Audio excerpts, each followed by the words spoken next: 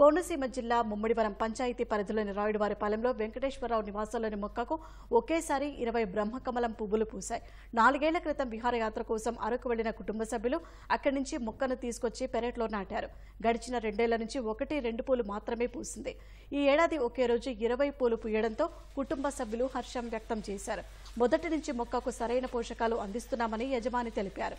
చెట్టుకు వచ్చిన మొగ్గలు రాలిపోకుండా జాగ్రత్తలు తీసుకున్నామన్నారు.